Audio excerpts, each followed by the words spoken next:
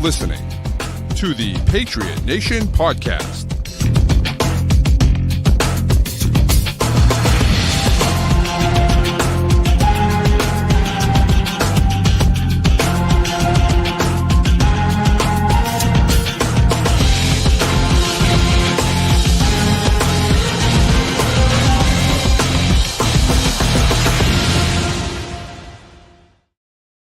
All right, welcome into another edition of the Patriot Nation podcast, a proud member of the CLNS group of podcasts. Make sure you download and subscribe to all of those of our great podcasts to get great Patriots content every day. But it's your guy Pat Lane here with my guy Matt St. Jean. And Matt, the initial 53 roster is out, and there's not a ton of surprises. One, I think, fairly big surprise. Outside of that, it was pretty much chalk. We got most of it right. Yeah, I mean, I think the big difference is that we're going to get into. It's going to be Braden Swinson. It's going to be that Kyle Duggar made it, and it's going to be Kendrick Bourne, and then maybe Elijah Ponder. I think those are the four you kind of isolate here as shocker. Yeah, just surprises in some capacity. Which one do you want to start with? I think the first one we start with is Kendrick Bourne. I don't get it.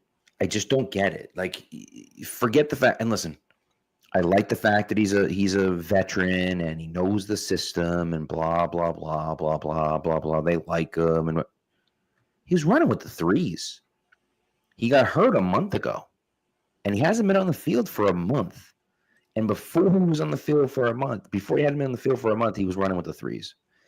And so it's like, what are we doing with Kendrick Bourne on the team? It doesn't make any sense to me. And listen, maybe you want to, we'll get into Braden Swinson, but maybe you said, I don't love the guys in front of him or whatever the case may be. But like, I don't see where Kendrick Bourne fits on this roster.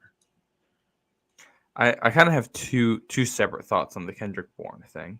I think the first of these is that I only assumed that there was going to be room for multiple veteran high floor receivers, which I think that's Bourne and Hollins to me. Guys who have played in the system before, who should know what they're doing, who should be professional, who are not going to blow you away, but who are competent NFL receivers who you can put out there if the things don't work. I didn't think there was going to be room for multiple of those guys if any of the young players played well. And the fact that Efton Chisholm and Javon Baker played well enough to make this roster, and they kept both veterans, to me was surprising. Right. I mean, you see 8 wide receivers on the roster, and it's hard not to think that there are more moves coming in the coming days, because you can't find enough snaps for 8 wide receivers in the NFL, especially when a couple of these guys don't play special teams. And it's like Kendrick Bourne's not going to be a special teamer. He's at this point in his career, he's worse than Mac Hollins as a receiver, and he doesn't play special teams. So like, what is he bringing here? Right. And same with comparing him to Booty. And then also, this is an offense that's going to use fullback and multiple tight ends. So there's going to be less room for receivers out there than in a typical offense where, if you were going to go 4 wide all the time, maybe you can say, all right, there's room for this, but there just aren't the snaps. So I think something's got to give there. And my second thought on this, I think we've had a general mentality here that you can't make the club from the tub. And that seems to be a Mike Vrabel thing. He wants guys who take care of their bodies and who are healthy. And it stands out to me that not only does Kendrick Bourne make it, but I'm going to sneak another veteran in here. Jelani Tavai doesn't make the roster, but he does go on injured reserve designated to return. So Jelani Tavai can come back to this team soon. Right. The fact that both of those guys kind of made the club from the tub, so to speak, tells me, it's one of two things. Either they don't think the roster is very good and they just thought these are better than the other guys, so we're going to keep them, or once they get healthy, we want to see what they can do for us because we're interested in that. Or like they just see a real role for these guys. I mean, it's not like it has happened before where a guy is like a question mark coming into camp where you're not sure where he fits on the team. Then he's injured in camp. And then you get to the regular season and he's healthy. And it's like, oh, he's good to play and he's going to be out there. Like maybe Tavai is someone where, oh, he's good to go. And all of a sudden he's just going to be a starter and he's back to who he was in week 5 or whatever. And we just don't really ever think about this thing again. Obviously, a very different situation, but like the Randy Moss thing, like he got hurt, nobody sees him in the preseason. It's like, all right, what's going on here? And then week 1, I don't expect that. Right, incredible, yeah. Yeah, I don't expect that to be Kendrick Bourne, but like maybe they just think that had he been healthy, he would have been one of the winners of the camp battles from what they have seen that we don't have access to. And the second that he's healthy, that'll just kind of become apparent to everyone, and everyone goes, oh, okay, I see this now. He'd have to be pretty freaking good. Yeah, I mean, that's the only issue for me is that I just don't. Even if you say, okay, I think he's good enough to be on the roster. Well, but is he better than? Okay, let's make the argument he's better than Efton Chisholm. Sure, and I think that this, to me, this is what they're trying to do. That they're trying to move Kendrick Bourne, and so instead of cutting him and getting nothing back, they're holding him on the roster as a placeholder to try to move him, right? I don't know if they're going to or not, but I think maybe a team was kind of interested. I don't know. Let's wait and see what happens, this and that. And the Patriots said, well, screw it. We're just going to keep him because, yeah, we like the guys that are there, but we think that we can get something back for – now, listen, it might be a late round swap. It might be Bourne in a 7th for a 6th. Or Bourne in a 6th for a 5th. But it's better than nothing. And we don't love Truman Jones. We don't love Braden Swinson. And we're not tied to those guys. And so we can cut a guy like that, hope to get him back in the practice squad while we're trying to make this Kendrick Bourne move. I don't see it making sense outside of that. Because again, okay, let's say that, that he's there because we think he can be an actual player.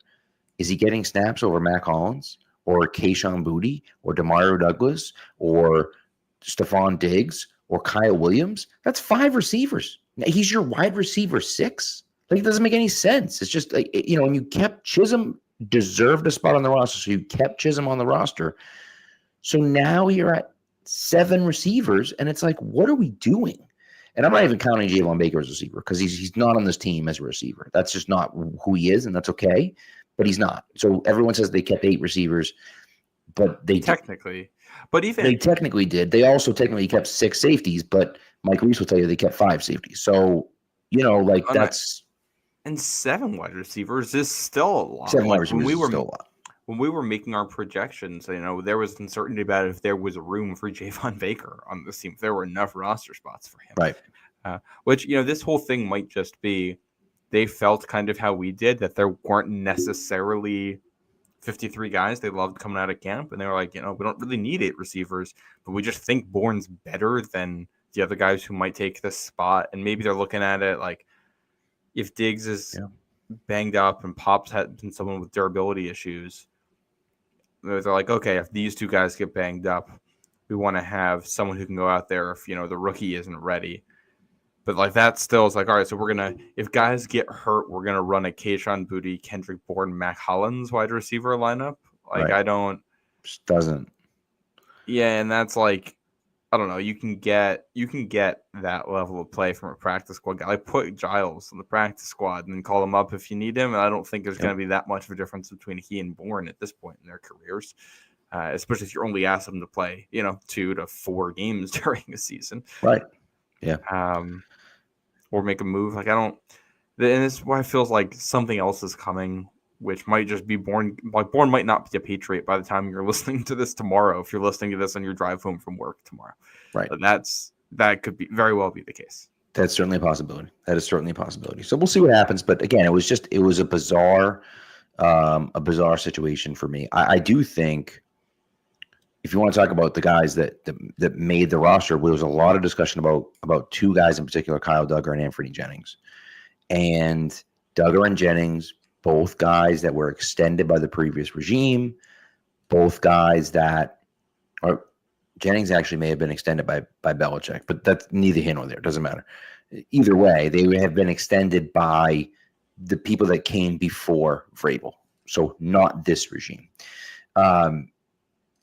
They didn't seem to fit into the system.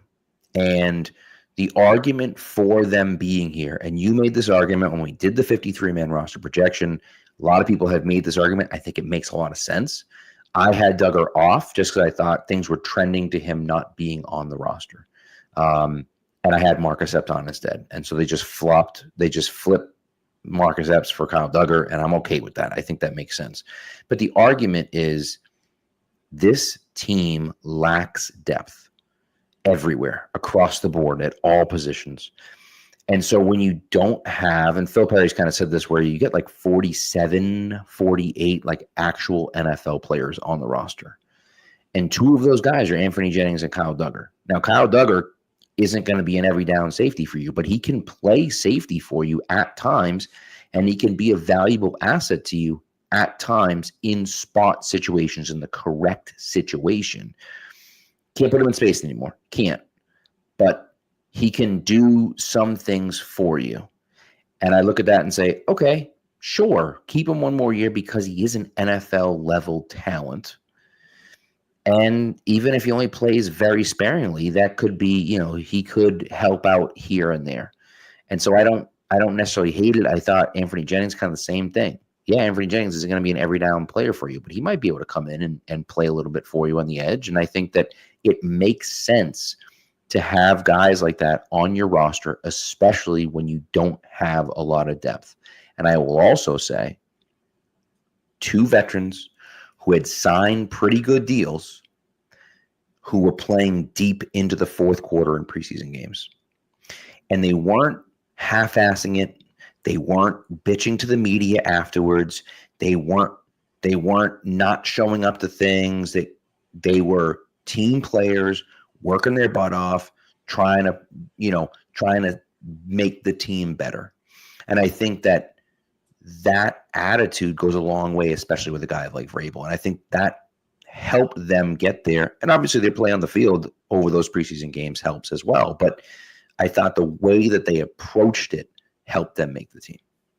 When I look at someone like Duggar, and I think, first of all, I fully agree about the leadership for both of them and the maturity. I also think, with Duggar, a factor in this is that he's rehabbing from an injury and a surgery and everything. And it's possible. Like, I don't think he looked very good weeks 1 and 2 of the preseason. Weeks 1 and 2 of the preseason, he looked like someone that you just can't put on the field in an NFL game. Week 3 of the preseason, he looked a lot more like he belonged out there. I thought he looked a little bit more athletic. So maybe they're just saying, you know what, we don't think he's good right now. But, the trade-off that you are weighing is saving a little on his contract, which if you move him without any adjustments to the contract, you don't end up saving a massive amount of money this year. You're kind of stuck with what you're stuck with to a degree. So because you're not going to save a massive amount, it's, do we want to save a little, free up the roster spot, and use it for someone else, a mystery box, whatever it is? Or do we want to take the chance that with a couple more weeks to rehab this, and a couple more weeks in practice, he can get closer to what he was and be useful for us? And I think, I was very much on the you can't put this guy on the roster thing with Duggar 2 weeks ago. Saw him play against the Giants, and he was on my roster projection until the reports they were trying to trade him, at which point I assumed they were just going to cut him. Yeah. But they decided to stick with it. And, I think it's going to be day-to-day, week-to-week with him if he's on this team. But if he shows something, he can be a depth safety for you, and maybe a special teamer, and, a fourth safety and something like that. So hopefully he's able to help the team there. As for Jennings, I just think, and I think this will get us right into the Ponder and Swinson conversation too. Of the guys who were in the depth group at edge this preseason, Anthony Jennings played the best. I don't think there's really any doubt about that. Yeah. Hard to leave a guy like that off the roster. He might not be the ideal scheme fit, but I don't know. he can play football, and he's good in the locker room. So, like, I just don't. If you're a better team, then you probably get rid of him. But they're not a better team, so I don't know how you can leave him off this roster. And I think there's a real chance that Anthony Jennings is going to play on Sundays. Like, he plays special teams too. He's probably going to be your fourth defensive end because I expect that it'll be Harold Landry, Keon White, Caleb Von Chasen, and then probably Anthony Jennings there. Right. The real surprise to me, which I think we look back, shouldn't have been a surprise. Braden Swinson not making this team, and this is someone who, was rated as by the consensus board was a top 75 player. I think he was 68 on the consensus board in the draft. Falls to the 5th round. Patriots get him there. We basically didn't hear his name all camp. He was playing deep into the 4th quarter of preseason games. He didn't look like he didn't belong in the games, but he also didn't flash. He looked average. And, he's even though he was rated like a 3rd round pick, he isn't. He's a 5th round pick. And clearly they just didn't see enough from him to make this roster, which I think is pretty damning for him to not make this roster. You can't say he didn't have the opportunities. He was well positioned to be someone not just on the roster, but competing for snaps on this team during the regular season. Yeah. And to not make it, I think is pretty disappointing given, the reputation he had coming in. And there's really no one to blame but him on that, I don't think. I mean, they kept 5 edge players, right? Like, they kept 5 edge players, and Anthony Jennings beat him out for a spot. And that's really what it comes down to, is that at the end of the day, Swinson, and I think what you said was perfect about Swinson, because he didn't look terrible, right? But he never really did anything. He made like a nice stop on a run once that was called back because of a penalty. He made like a few kind of nice plays in the run and so on and so.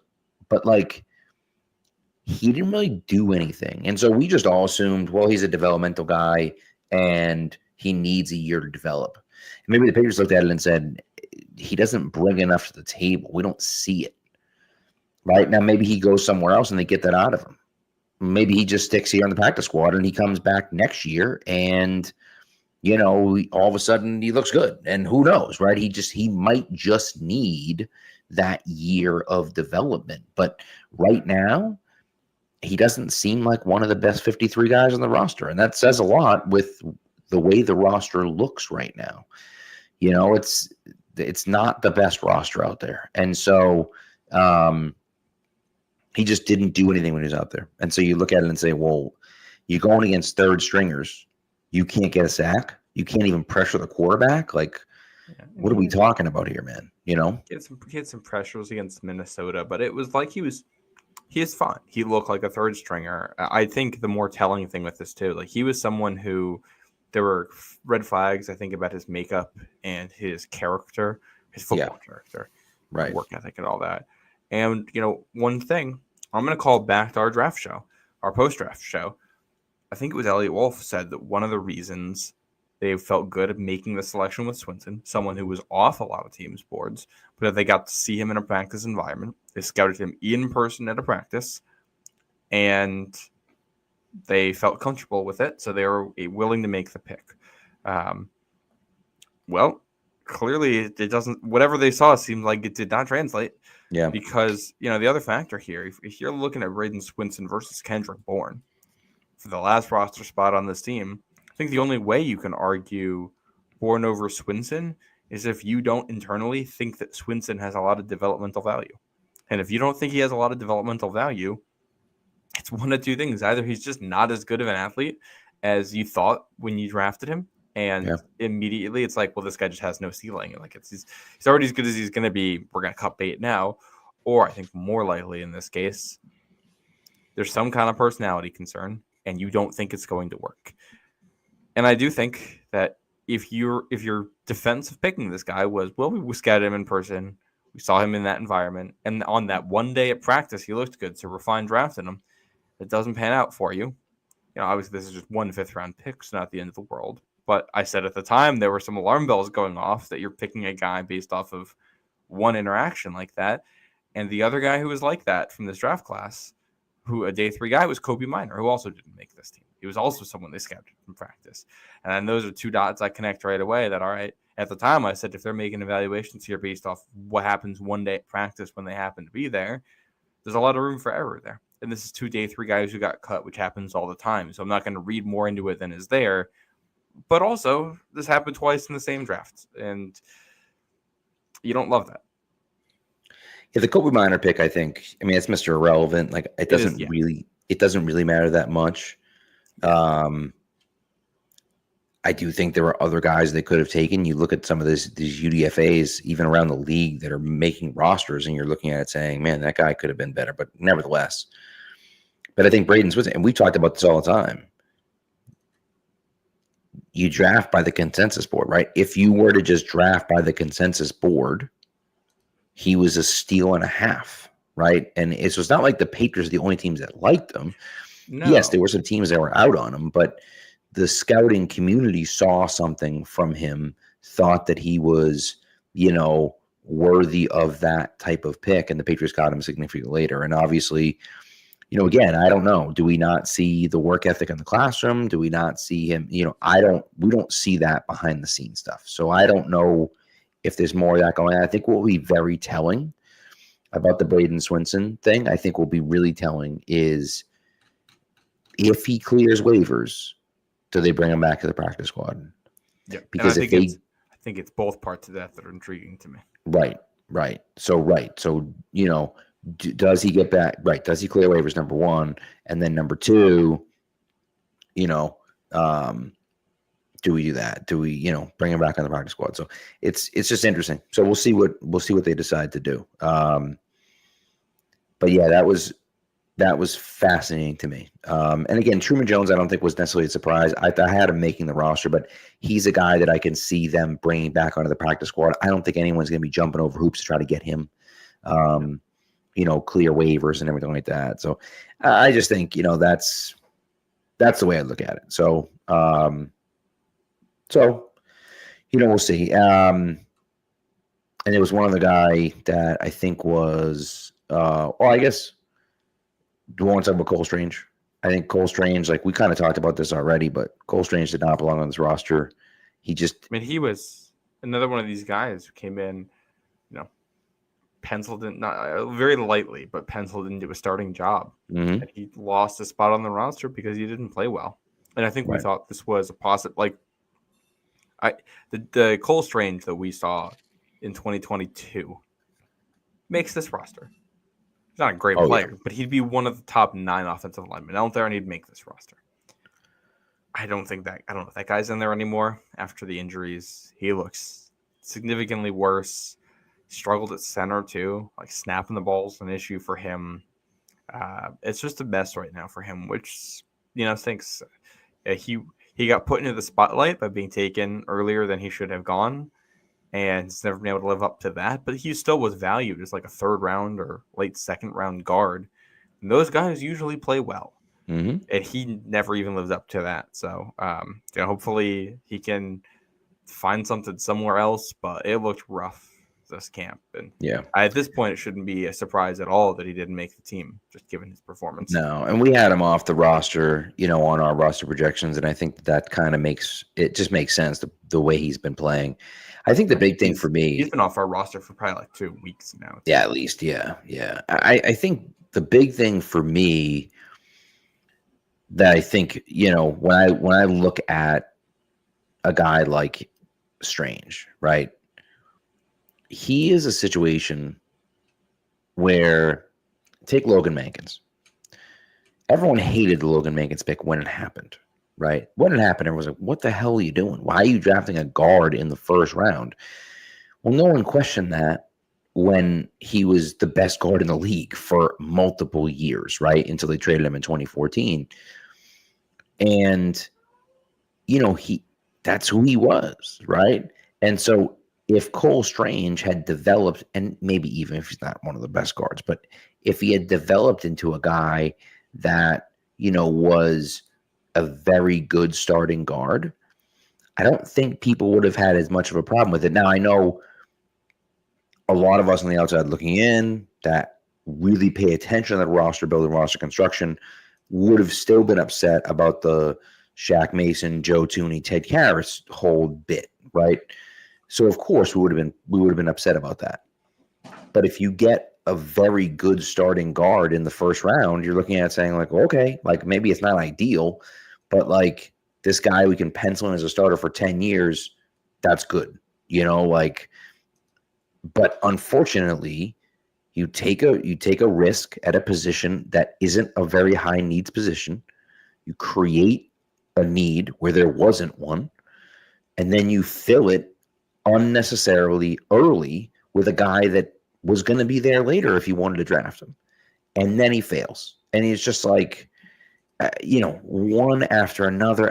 You're just like, well, what are we doing here, man? Like, this is just stupid.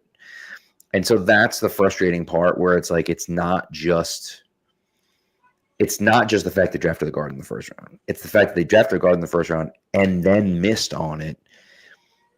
Because ultimately, missed badly, real badly. And you didn't even get, you got a few games of like starting level play from him. Yeah. And outside of that, he's been basically unplayable his whole career. And that's just like a complete disaster. And again, I go back to that draft. If you go back to that draft in 2022, the Patriots traded out at 21. The Chiefs draft Trent McDuffie at 21, an all-pro corner. The pick after the Patriots pick at 29, 30, the Chiefs draft again, and they draft George Karlaftis, who just signed a huge deal and is a very good edge player. I don't know if he's not an all-pro for sure, and he's fringe Pro Bowl, edge defender. But nevertheless, he's a good player.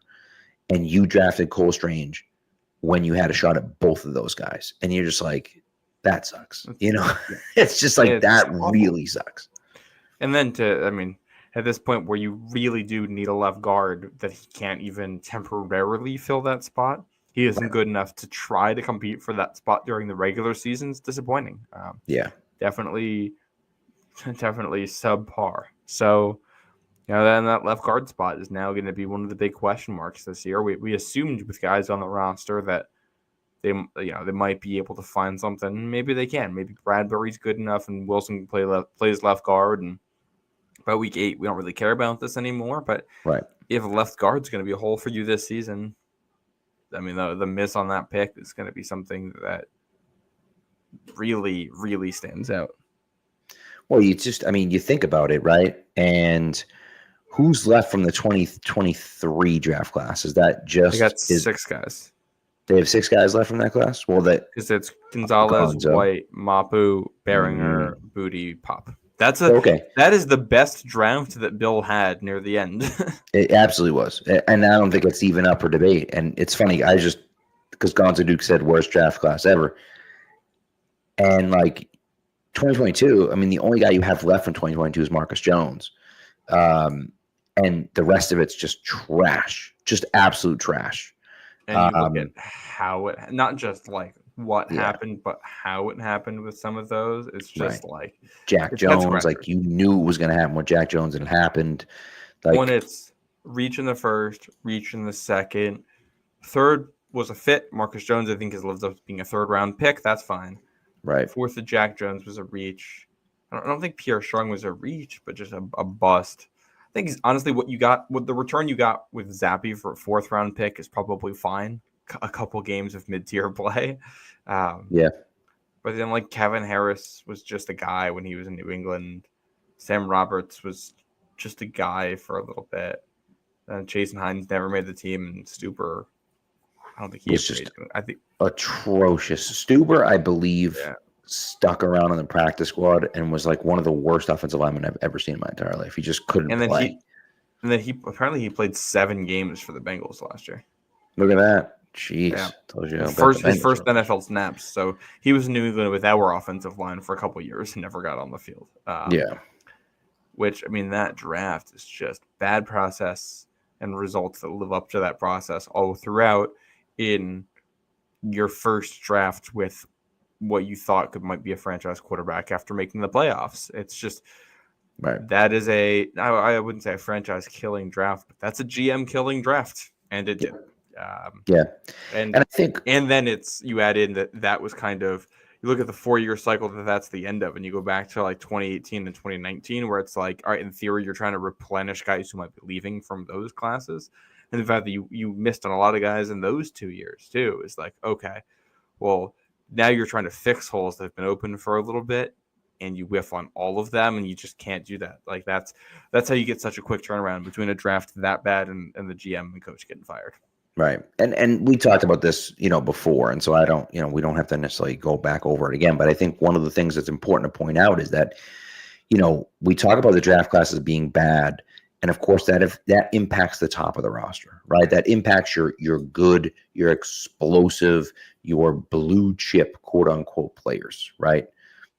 But the Patriots have done a pretty nice job the last few years, and of course, we'll see what happens with Will Campbell. But the Patriots have done a nice job certainly the last 2 years, of bringing in those types of players, right? With Drake May and Christian Gonzalez, you feel like those guys can be your blue chip cornerstone players. However, what's happened is that everything outside of the first round has been absolute garbage. And so it's not the top of the roster that has suffered. It's the bottom of the roster that has suffered. Or the middle class. Yes, but your backups should be your draft picks. They should be your day 2 and day 3 picks should be all of your backups. They should fit into those roles. And they haven't done that. And so when you look at it and say, they drafted Marcus Bryant in the 7th round this year. Now, if Marcus Bryant was our starting right tackle, I think we'd be a little concerned. But the fact that Marcus Bryant is a swing tackle for us, we're looking at saying, oh, this guy can play football. All right, he can play. He can do something, and so that's something that's unexpected for us because it hasn't happened in the last 3 or 4 years where we're getting actual depth pieces. And so it's going to take a few drafts like this. And listen, does Will Campbell need to hit his left tackle? Absolutely. Because if he doesn't, then we're back in trouble with left tackle, right? But even if he doesn't, let's just say that he doesn't. And of course, that would be bad for everyone. But even if he doesn't, and he ends up at left guard and Wilson ends up at center, you're still walking away from this draft looking at it saying, okay, if Travion Henderson is as good as he looks, and if Kyle Williams can make some noise at wide receiver, and we have some depth pieces that we also drafted, right? In Marcus Bryant, in Joshua Farmer, in guys like that. And so I think when you start to look at it and you say, okay, if we have a few more drafts like this, now we can get competitive. Well, if you tell me that Will Campbell can be a really good left guard or left tackle, now that changes things, right? Now that changes things because we say, okay, well, now maybe we're not just competing for a playoff spot. Now we're maybe competing for something else because we hit on our first round pick and we have a bunch of depth pieces as well. And so if we can have another draft or two like that, that puts us into contention to really make some noise. And I think that's the biggest difference. But if you're going to hit on those day 2 and day 3 picks, now the middle class of that roster becomes so much better. And that insulates you with injuries because those injuries happen.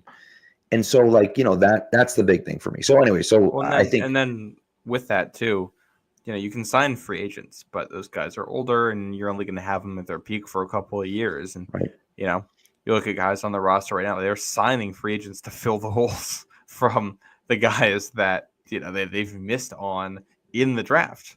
And at a certain point, those are good Band-Aids and you can do that to fill some spots, but you can't build a contender that way. You just can't do that through free agents. You have to do it through the draft. That means hitting on your first round picks and getting a couple splash selections later in the draft. You look at teams that win the Super Bowl, a lot of these teams have guys drafted in the 2nd, 3rd, 4th, 5th rounds who end up as all-pros. Cornerstone pieces. Yep. And you look at we talk about filling out the depth on this roster. Braden Swinson came in with the 4th edge rusher spot gifted to him, as long as he could do it, with the opportunity to be a 3rd or 2nd edge rusher on this team, and as a 5th rounder, and to not even make the roster is incredibly disappointing. You know who else was picked in the 5th round? Fred Warner, best linebacker in the league.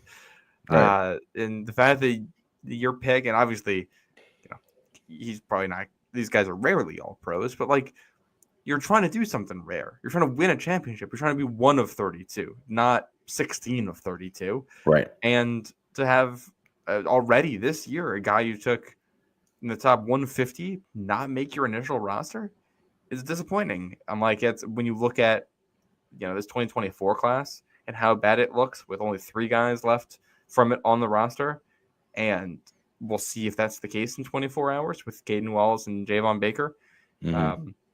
I guess technically Jalen Polk is still under contract, so I guess we'll see what happens with that next year. He doesn't care. He's never going to play another snap for the Patriots.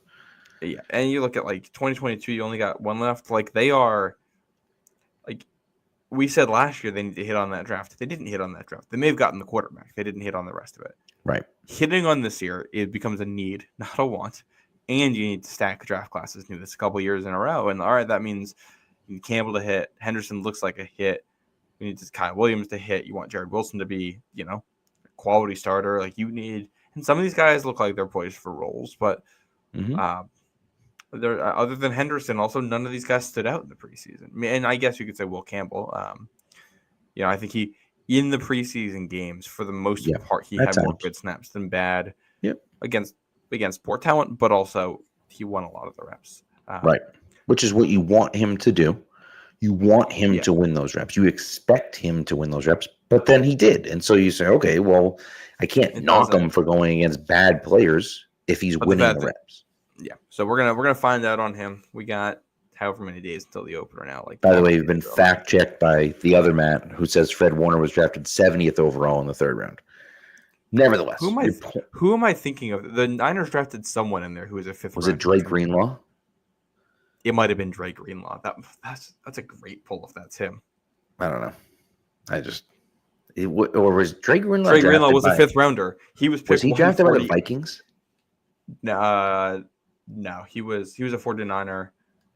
Greenlaw drafted 148 overall. Swinson was 146. Yeah, so that is who thank you for that. I was confusing those 2 linebackers. Also, before we got to take a break, but before we do, what the hell is it? TD asked the question. Here we go. Where is it? There we go. N'Keal Harry, Cole Strange. Which 1st-round pick was Belichick's worst? Which, by the way, I don't think either of those guys were. I think you could make a strong argument that Dominic Easley was his worst 1st-round pick.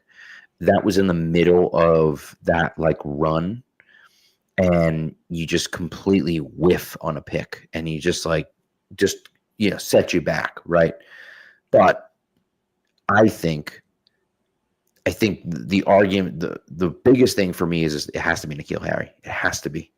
Yeah. And the reason why is not because, and someone said, I'm not sure who it was. I can go back and look, but not because the position was a premium position. You needed a wide receiver. You drafted a wide receiver. Great job. The problem is that every other receiver taken in 2019 was really good. Not everyone. Obviously, that's hyperbole, but there was 4 guys taken after N'Keal Harry that were really good to absolutely incredible. And you took N'Keal Harry instead of any of those guys. And, that's where I look at it and say, man, you had the position, you got it right, but holy crap, what the hell was that? And also, Patty said Chris Canty. That's a Bill Parcells pick. That's the other Bill. That might be a Bobby Greer pick. That might have been Bobby Greer's. That might have been the first year Belichick. Parcells left in '97. But that's a great poll, Patty. But not a Belichick pick though. I would also go if we just go by impact to the franchise. I also go Harry because of some of the residual effects of that. Mm-hmm. If you pick a receiver, let's say it's AJ Brown, Brady left because of the issues with Belichick. But he's also leaving because of the issues with Belichick, because the team wasn't going to win anymore. So why am I going to put up with this when the roster stinks by that point? Well, if Belichick drafts an all-pro receiver in the 1st round, that probably changes the way you feel about things. Right. And, not only for what that does, like, you had A.J. Brown to that 2019 team, and they were a Super Bowl contender that year. That might keep Brady in New England. And, you also aren't giving up a second for Mohamed Sanu. Correct. Might change the way you handle the Antonio Brown situation. If you have a guy who's a plug-and-play starter at wide receiver, your biggest position of need, that gets you that you might keep Brady and get another ring or two with him here in New England. And then also you have an all-pro receiver for whenever you start the next era. Whenever it's time to draft another quarterback after Brady, whenever that ends up happening for you. And, that timeline is what I'd like to live in. So here we are. I think the best argument for Strange being worse is just the process of it. The fact that Bill seemed dead set on that and traded back and then made it happen and overruled people. And he overruled people in both of those picks from everything I've read. But yes, I think Strange, N'Keal Harry was seen as someone who's going to go between pick 25 and pick 50 in that draft. And then he went in that range. Most people did not see Cole Strange going where he went, including people in the building. And Bill said, I'm going to do it anyway. And that's... and it's just like that might actually be the worst pick in terms of just in a vacuum what happened. But the impact of the Harry one to me is... When you go back to 2020 and you take Kyle Duggar, but Antoine Winfield Jr. goes to Tampa and is an absolute stud in Tampa. Same position. Did you pick the wrong guy? That's one of those things where it's did you pick the wrong guy? The pick that they traded for Mohamed Sanu ends up being 55. It's J.K. Dobbins. The pick for 4 is A.J. Epinesa for the Bills, who just got a big contract. The pick before that is Jalen Hurts. Right, 2 picks before that's Trayvon Diggs. The pick before that's Jalen Johnson. So you're sitting here saying, God, that second round pick could have been really valuable for them, and they traded it for Mohamed freaking Sanu. And that's where you just look at it and say, yeah, if they had A.J. Brown, they're not making that trade. And so anyway, listen, we don't want to, and Patty's right. The past is the past. We should, we're excited about 2025. You should be excited about 2025. There's genuine excitement about 2025. And I think that, there should be.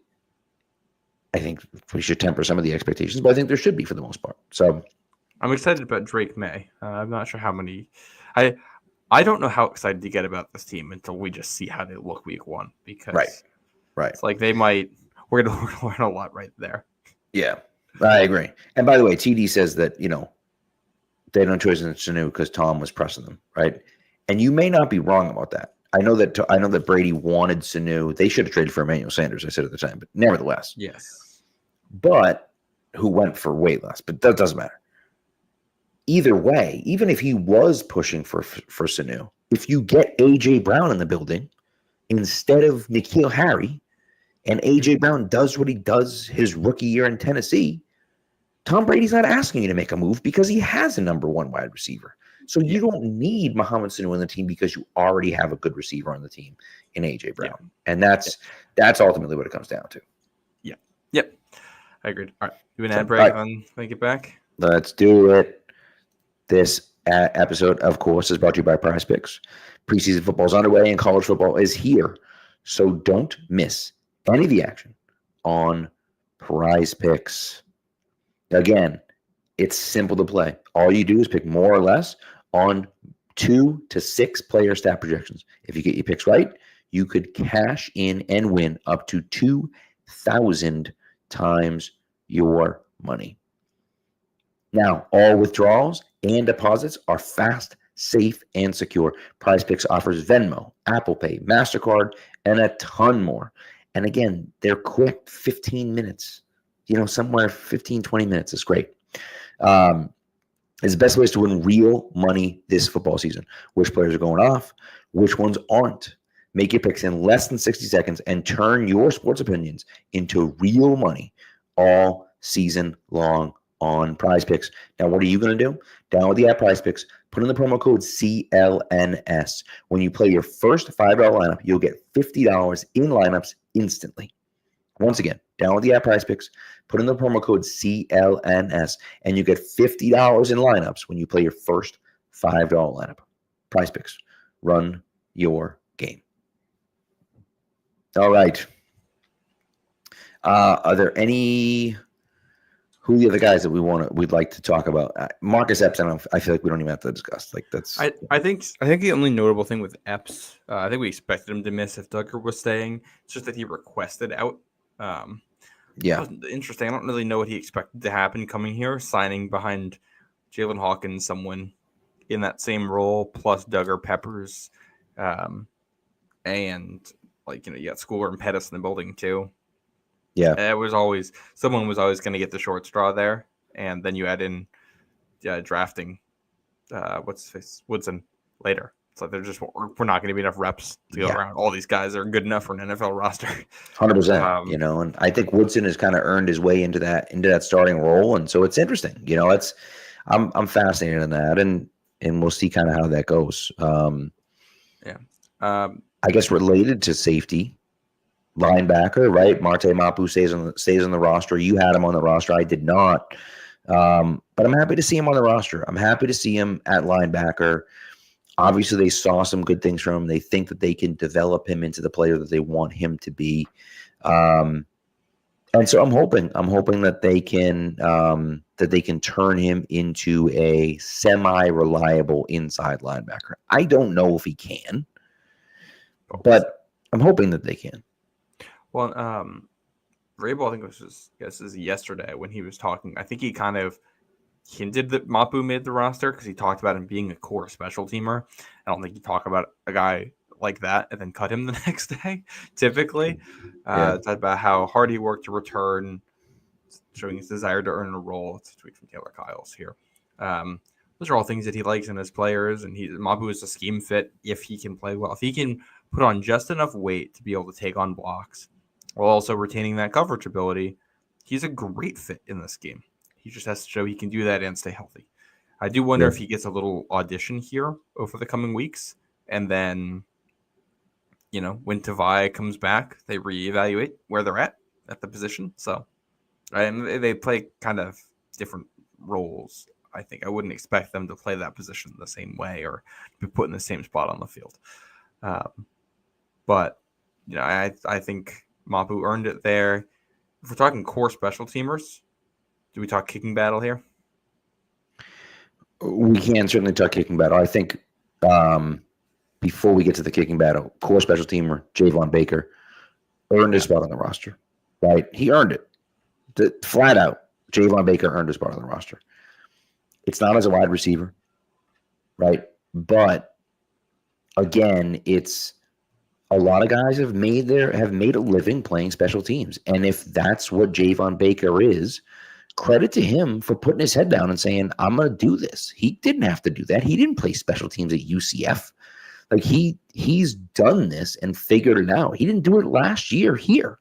He became a gunner this year and did it well enough to get himself on a roster. And so, that's work that deserves credit. He deserves credit for that work. Again, that's not wide receiver. It's not his actual position, but it doesn't matter because he's on the roster. And I think, he showed that he was valuable enough that they said, we don't care how many receivers we're keeping. We're keeping Baker too, because he needs to play special teams for us. Again, maybe he's never plays wide receiver for us. Who cares? Because he's a good special teams player. I will say I don't want to speak too strongly on the Baker thing because I think there's a real chance he isn't on this roster this time tomorrow. I think he earned being one of the top 53 guys of the players who were in camp. Whether he's one of the top 53 guys compared to guys who are available on the waiver wire, we will see. I don't think he'd be the first guy to go. I suspect Bourne would go before him. Duggar, it sounds like they don't want to cut Duggar. It sounds like they want to keep him in the building. Like basically, if they're going to have to pay for him, they'd rather just keep him and see if they can fix him. And otherwise, if someone is willing to take a lot of the money, will offload him, which makes sense. So, maybe Baker's like the second guy. I just think that special teams wise, you're talking about core special teams wise, there's nobody else that does what he does on special teams. It's him and Brendan Schooler are the two gunners.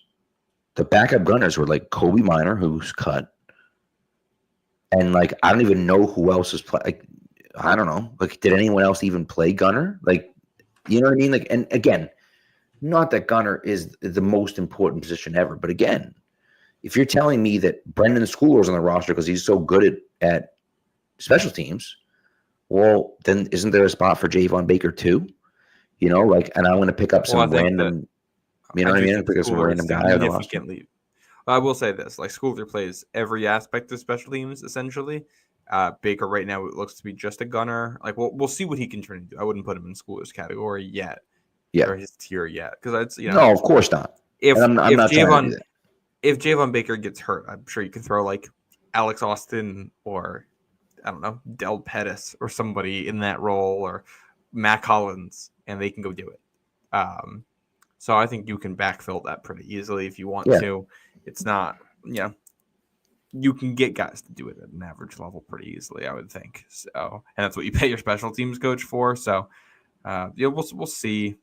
And I think Baker's not locked into this. You look at guys who might be off this roster in a little bit. I think Baker's one of them. I think Caden Wallace is one of them. I think Elijah Ponder is one of them, and I think Kendrick Bourne is one of them, and maybe Jack Westover. I think those are the 5 that come to mind, depending on who's available. Especially because I think there might be some good tight ends on the waiver wire, and they might claim someone, Jakob Johnson at fullback, if they want to bring him back into the fold. So Westover might go because they want to bring some of these other guys in, or they might move on from Baker or Bourne and say we're going to just add Jakob Johnson, and Bourne you're gone, or Baker you're gone, or Elisha Ponder you're gone because he can play fullback for us, and we can just slot him in, and we know exactly what's going on.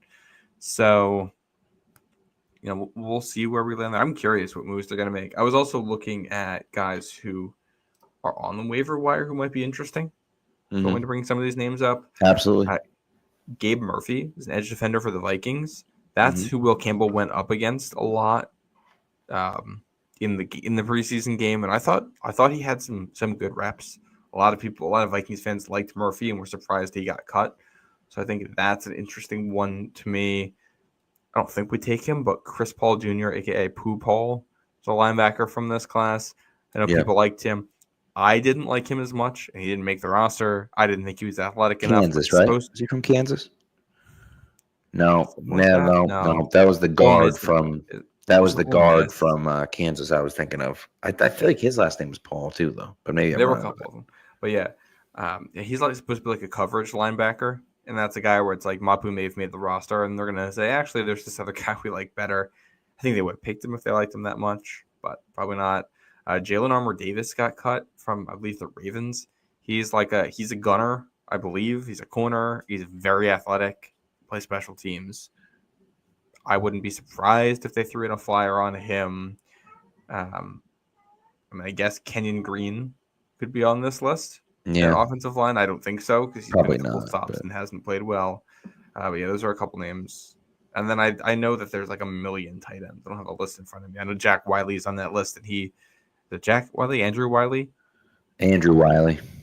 And he played with Vrabel in Tennessee. So and there's also was it the rookie tight end from Iowa, I believe, was cut as well. Oh, I know who you're talking about. What the heck's his name? Lachey? Was it Luke Lachey? Oh, yeah. I believe that he was cut today. I'm pretty sure. I could be wrong with that, but I'm fairly positive that was the case. Malik Cunningham got cut today. If anyone's interested in him. Ooh, he could be our QB of the future. Man. Dan. So Boss GM just threw up a few. So Skinner isn't available unless we want to. You could cut Vidarian Lowe, but Skinner's not on the waiver wire, so you'd have to sign him to the active roster.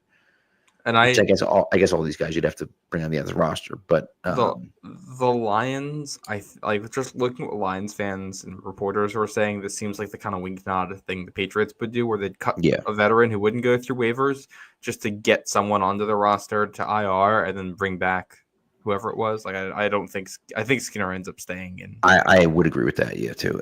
And Trent Brown, hell no. Again, Lachey, who was I guess he was a 7th round pick from Iowa this year. And Isaiah Simmons is a guy that I loved Isaiah Simmons so much. But he just doesn't. I'm sorry. Like he's proven over and over and over and over and over that he can't play. And so if that's the case, then I'm all set. We just don't need to bring in another squad. Sure. Right. Yeah. Some other. I'm just reading through cuts right now. Malachi Corley, your guy. I don't think he's fit in New England. He doesn't fit here. No, he doesn't. Especially with Pop and Efton Chisholm already in the slot role. I just don't think there's a spot for him. And with Marcus Jones and Travion Henderson being good returners, there's nothing here for him. Yeah. Jalen Reagor got cut by the Chargers. That's tough for him. Yeah. That's not a great QB room at all. Let's see. Oh, A.T. Perry didn't make the Broncos. He is someone I liked a lot coming out. He's actually on the Dynasty team, so I got rid of him. Will Sherman. That's got to be the same guy, right? That we drafted. It's yeah. Caught by the Broncos. So many guys who were cut. Yeah, there's no. I mean, no one really jumped off the page at me while I looked at it and said, "Bailey Zappi." Yeah, Jesus Christ, dude. One thing I will say is this: people keep talking about third quarterbacks and the quarterback situation. I don't think there's any point in removing any of the guys we have on the roster right now for a third quarterback who's not gonna be better than Dobbs. Like Dobbs isn't good, but that's fine. He's a backup quarterback. Just sign literally anyone to the practice squad, and who cares? Well, and that's the big thing for me, right? And people can talk about Tommy DeVito, and if you want Tommy DeVito on the team, I don't necessarily have a problem with that. It just means you're cutting Josh Dobbs, and that's okay. Like if you look at it and say we want Tommy DeVito instead of Josh Dobbs, fine. If you say we want Tommy DeVito on our practice squad, fine. That's fine. And by the way, Joe Milton, miss me with all the Joe Milton talk. Just miss me with all of it. I have Dobbs is significantly better than Joe Milton. I have zero patience for it. Just because Joe Milton throw ball far, that doesn't mean anything, dude. And I always go back to it's just so perfect. It was Barth, right? Was it Barth or Czar that had the quote about him? I can't remember either way. But if you need someone to throw the ball 60 yards, he can throw the ball 60 yards. If you need someone to throw the ball 10 yards, he can throw the ball 60 yards. That's just like he has no touch. He can't get the ball to anyone. He's a terrible quarterback.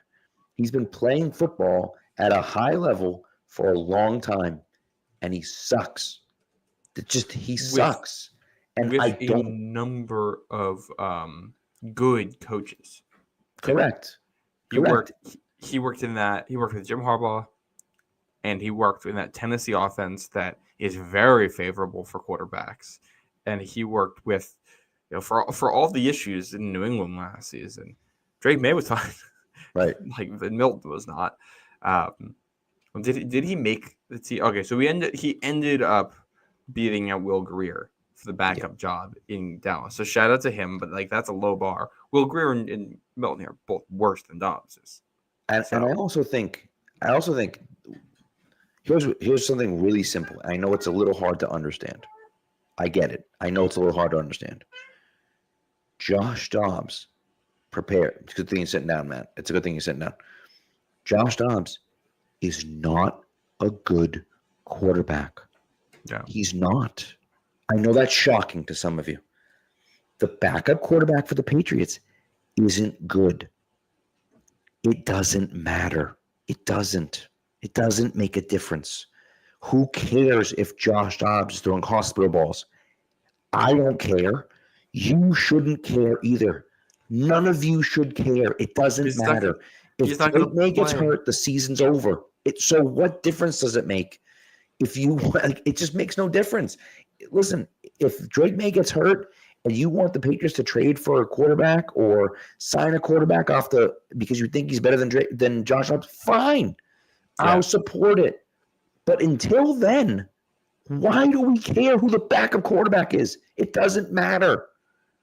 Yeah, I don't know if they play musical chairs with the backup quarterback spot all year. That's fine with me. But like, you're just not gonna have a good player in that slot. So like, I'm not.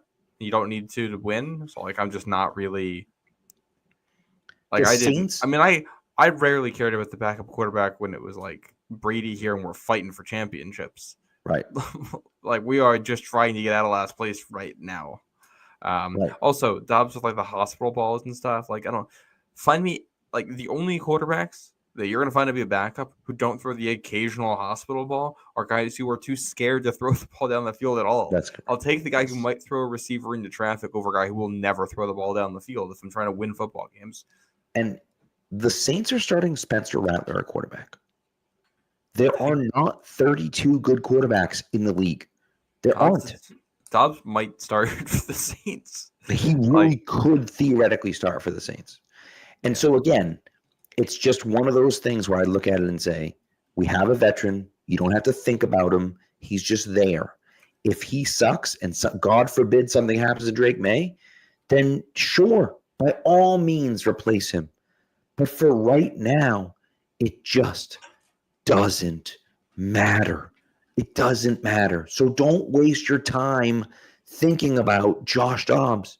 It doesn't make a difference because once the season starts, 0 people are going to talk about Josh Dobbs all year long unless the unthinkable happens. And then if that happens, the season's over anyway, so it doesn't matter. And you know what? Don't replace Josh Dobbs because I want to lose every game. You know what? I take that back. Replace Josh Dobbs with something even worse because I want to lose every game if Drake May gets hurt. There's no point in winning. Yeah. Well, like I'm fine with Josh Dobbs as the backup, and if they cut Josh Dobbs and sign Danny DeVito, I'm fine with Danny DeVito as the backup, or like correct. Whatever you want to do. I don't. Listen, you could sign Tommy DeVito. You could sign Danny DeVito for all I care. It doesn't matter. I really don't care if Danny DeVito could be the backup. It's fine. Yeah. I'm mixing up Danny Dimes and Tommy DeVito there for things that might matter. If we're talking Giants, Greg Dulcich, their tight end, who I think led them in. Yeah. I think led everyone in touchdowns this preseason. They cut.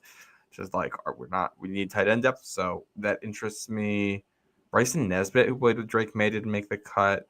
Farrah Brown didn't make the cut, and Scotty Washington didn't make the cut. We're doing former Patriots here. Scotty Wash. Yeah. So I think Cameron Latu. There's some tight ends out there that are interesting. Josh Wiley.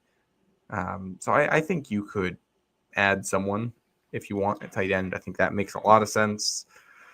Yeah, you were right about Josh Wiley, by the way. Who the hell is Andrew Wiley? Is that a tackle? Do they have a brother? I thought it was. Yep. He's a tackle on. Well, I guess he's a guard technically on the Commanders. Okay. Well, but they're not. Their names are spelled differently, so they're not related. Okay. So yeah, 2 of those guys make that. There you go. But yeah, so we'll see what they decide. I'm curious what 4:00 tomorrow looks like when we find out who the claimants were. Patriots are at the top of that list, so yes, they are. They're 4th on that list. Well, yeah, of course not number 1, but nevertheless, yeah. Same as the draft order. So we'll see if they do anything. I'm curious if any Patriots get claimed. I think Swinston's the obvious one. Yeah, Cole Strange gets claimed somewhere. I think that's intriguing to me. Anyone else where you're like, I wonder where they land? Patriots-wise, I doubt it. I just don't think I don't think anyone else I look at as an actual NFL player. Does Marcus Epps go through waivers? If he's eligible to get claimed, he's someone who I think belongs on a roster. So I'm curious if he lands somewhere. Yeah, he could. He might land somewhere. He might be right about that. And I think I look at Cole Strange, and not that Cole Strange is making a ton of money, but he is at least getting paid like a first-round pick. And so, that's a situation where I could look at. All right, he passes through waivers, and then someone either signs him to a small deal or signs him into their practice squad. You know what I mean? Yeah. I think like Jeremiah Webbs and John Giles are guys from I thought they played well enough to be on the practice squad. I don't think they get claimed, but maybe someone does something. Same with DeMondre Jacobs is I don't think he gets claimed, but with how bad tackle positions are, maybe someone's we'll take a chance and bring him onto the roster. That's about it, though. The biggest thing. Romo, I don't think can get claimed. I think No? I think he hits free agency. I wonder if they keep him around on the practice squad as a backup option. I hope that they do. I hope that they do. I think it makes sense to keep him around, And Deshaun's right. I would like to see both Giles and Webb back in the practice squad. We'll see if they've cleared through waivers. We'll see if they want them back in the practice squad. But I think that that's the case. I also think I wouldn't be surprised to see Jack Westover get cut and have them bring in an actual fullback. He's been fine at fullback, but a few fullbacks got cut. I wonder if they bring in a fullback that they think they can work with. He's been okay. Well, they could keep Westover, cut Bourne, and add a fullback here too. Which that is also true. Might be the more likely option. Yeah. I only have one other thing. If we're run at the end here. Yeah. Just a tweet from Mark Daniels that I thought was, important. He goes that Zach Cox had tweeted out the draft misses from 21 to 24. Mm-hmm. Mark Daniels points out, I feel like it's hard to miss on this many interior offensive linemen. 5 drafted in the last 4 years in the first 5 rounds. None of them left on the roster. Brutal. That to me is because that's a position that winning teams find day 2, day 3, and you find playable starters and depth there. And you're just finding that's something the dynasty era Patriots did for a while. You don't really talk about the fact that like the 03 and 04 Patriots had some churn on the offensive line because everyone they put in there was fine. They got the job done. And this has been the opposite. It has been kind of astonishing to watch player after player come in here on the interior of the line with the same issues and never get better. And it's like, okay, what are you evaluating and what are you coaching? Because you keep drafting guys with the same issues and then not fixing them. Drives me nuts. Yep. Yeah. And like Caden Wallace is still here, drafted as a tackle, now playing guard. We'll see how much longer he's here. If they decide to bring in someone else at guard, if he turns into something, that would be awesome. I also think, if there's a situation where Caden Wallace is starting for you at left guard, that might be a problem because that might mean things have not gone as well with Jared Wilson as you were expecting. Yes. Unless Wilson has won the center job at that point. Well, I was going to say the only situation that would you could look at that is that Bradbury gets hurt or Bradbury is just terrible and they have to move Wilson to center.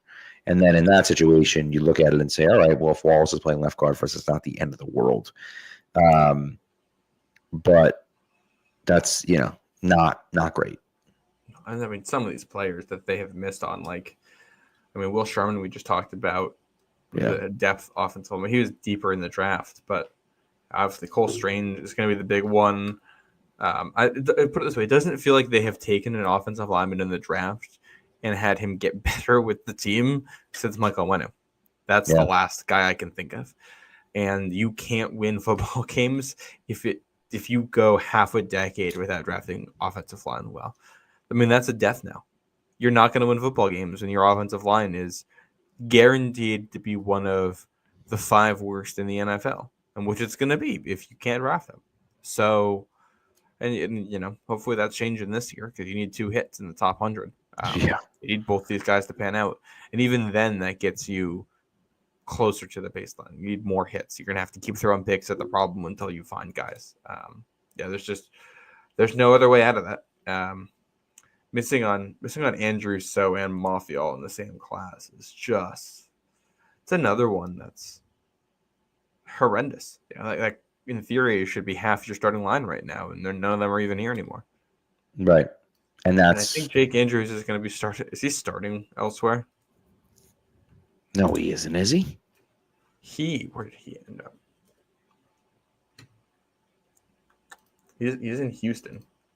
Did he win the starting job there? He might have. Yeah, he's going to be starting in Houston. Really? Yep. By the way, TD asked if the Patriots fill their practice squad. I don't think they have a practice squad. I think practice squad signing that start tomorrow. I don't think you can start signing players to the practice squad until after waivers has to clear. I think waivers goes at noon, and then after waivers clears, then you can sign guys to your practice squad. Yeah. So I think that's the time. Oh yeah, I forgot it's noon tomorrow, not 4:00. So yeah. Yeah, so in like 13 hours, we're going to have some answers to the questions we're asking on here. Correct. Yep. So, yep. And Boss GM, I think this is a good note to end on. Guard has to be one of the easiest positions to hit on. It is truly amazing how they missed. So I think that's something up right there. 100%. It's one of those things that like you just feel like there are third and fourth round and fifth round guards that hit all the time. And when you take enough of them, you just feel like you have to hit on one or two of them. And so then what the question becomes is it the process, or is it the way you're teaching the guys, or what is it that you're drafting all these guys and missing on all of them? And that's really difficult. Which I will say here, like, so one of the guys, like they drafted Yeldafro Holt. He didn't turn into anything in New England, bounces around the league and turns up elsewhere as a good player. If that happens with Jake Andrews here, like we talked about the center position being a position of need for New England. And with Ben Brown, Cole Strange, Jared Wilson, Garrett Bradbury, they said there's no room for you, Jake Andrews, and cut him at the end of April. And he got claimed off waivers by Houston and is now starting for them. I don't expect him to be a good player. I think that's going to be a terrible offensive line. But if he turns out to be a good player for them and the Patriots struggle at center, what are you doing? Yeah. What are you doing? Yeah, it's just that's the hard part, right? And it's one of those things. That's a Vrabel decision, right? That's not the Patriots necessarily. And that's not the old regime. It's the new regime. That's now the new regime where you say, man, like this is, that makes it difficult. And again, at that point, they hadn't let go of David Andrews yet, I don't believe. So you still had David Andrews on the roster. I think. I might be wrong about that though. But either way, I didn't like to see it. And I don't know if Jake Andrews is ever going to be good, but it's just, that's not, I don't know. And this is hypothetical because we don't know how our center play is going to be this year. You have maybe Jared Wilson turns into a good center, maybe Ben Brown turns into a good center for you, and it's a moot point. If Jake Andrews turns into a good center or even a league average center, I mean that's been the other issue. When they're missing on picks, they're missing badly. They're getting guys who aren't on NFL rosters. Mm-hmm. It's not like they're getting, all right, this guy's a bad starter, but he's at least a starter. They're not getting that. Correct. Truly, like you're getting guys you can't even put on the roster. So, well, that's what it comes down to. Like I said, that's where it's the bottom half of the roster has struggled so much because you're drafting guys that aren't even on your roster anymore, and that's difficult. So, TD's so funny because he says it's a new regime with the same GM, but then he says that Wilson is special. But that couldn't have been the same GM that drafted all those terrible players. Drafted Wilson. That can't be right. But, what are you going to do? I don't know. It's just the way it is, I guess. I'm sure he'll find a way to talk his way out of that one. But, nevertheless. So, all right, that's what we got. Thanks for tuning in. We appreciate it. I'm exhausted. It won't be the two of us, but the next episode for this show will be preview for week 1. Preview for week 1. Yes, it will be next week. Probably Monday, maybe Tuesday. And then the next episode I'm on will be reacting to first real Patriots football game. Yeah, look at that. By the way, I'll be on the West Coast next week with some weird hours. So, by the way, I told you this is great. TD says that's not Wolf's draft. That was Vrabel's draft. Good one, Pat. Oh, okay. So Vrabel had the draft. But wait a second. Vrabel had the draft, but Wolf cut Andrews. Okay. So now we know. Vrabel does the drafting, but Wolf signs all the free agents and cuts everyone. So that's, I think every move that has happened since Vrabel got here is a Vrabel move. That's correct. That is the correct take. Matter of fact, Greg Bedard has said that, like, this is Vrabel and Ryan Cowden. Like, and Stretch. And Elliot Wolf is here, and he's got a voice. But those three are the ones that are making the decision. And I do, by the way, think that Elliot Wolf's a pretty good scout. Maybe he just isn't a top dog. And if they think he's a pretty good scout, but he's not a top dog, then leave him as a scout and go from there. I would think he should better as like an executor, like just being told what to do, go do Right. this. Right. Which Yeah. I just don't think they're going to. I think it'll be like Bobby Greer, where Greer was here for 1 year with Belichick and then left. I think that'll probably end up being a similar thing here with Wolf, where he's gone after the season. Yeah. Yep. And that's okay. So, Yeah, I got no that's problem fine with by that. me. I got no love for the guy, so Yeah, it's not it is all what his it is. fault, but there's nothing he's done that's earned. Well, that's a the lot of- thing. It's definitely not all his fault, but at the same time, he certainly didn't help the situation. So, Nope. you know, I don't that's need the way to it see goes. more of that.